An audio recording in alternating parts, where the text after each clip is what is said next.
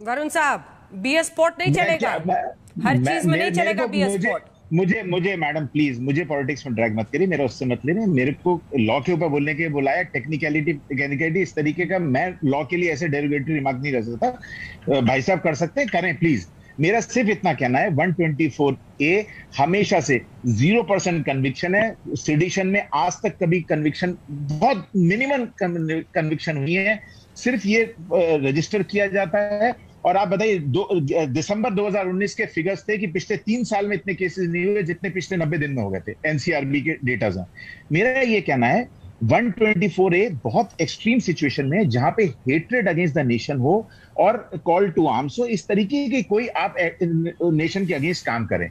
ठीक है, किसी टीम को एक्सट्रीम कंडीशन में, संबित जी, एक्सट्रीम कंडीशन में इस्तेमाल होना चाहिए, कह रहे वो, नहीं तो कोर्ट में स्टैंड नहीं कर पाएगा। ये कहना है पॉलिटिक्स कोर्ट में स्टैंड नहीं करेगा। मेरे को उसमें क्यों ड्रैग कर रहे हैं? ठीक है, कोई बात नहीं है। देखिए अंजना जी, कोर्ट में स्टैंड नहीं करेगा वो, हम कोर्ट में लड़ेंगे केस। कोर्ट में स्टैंड करेगा उस डर से हम गद्दारों को सह दे, ये नहीं हो सकता है। और अंजना जी, ये तो उस देश का नाम है हिंदुस्तान, जिस देश में 76 सीआरपीएफ के जवान जब शहीद हो गए थे 2010 में, तो इस देश के नागरिकों में से कुछ थे जो सेलिब्रेट कर रहे थे। उस समय भी आतिशबाजी की थी जेएनयू के अंदर, याद करिए तो। और उनके भी वकालत करने वाले लोग थे जो कह रहे थे नहीं ये तो एक्सट्रीम हो जाएगा, आप अगर इनको जेल में डाल देंगे, आप अगर इनके ऊपर सेडिशन का केस लगाएंगे। मतलब देश का जवान शहीद, 76 सीआरपीएफ के जवान शहीद हो गए और उस पर सेलिब्रेशन हुई इंडिया में। और कितना फ्रीडम चाहिए आपको, कितना सर्जिकल स्ट्राइक होगा, एयर स्ट्राइक होगा, और इन लोगों को जो टेक्निकल एक्सपर्ट है इनको सबूत चाहिए। देखिए अंजना जी, मैं वकील नहीं हूं, मैं हिंदुस्तान का वकील हूं।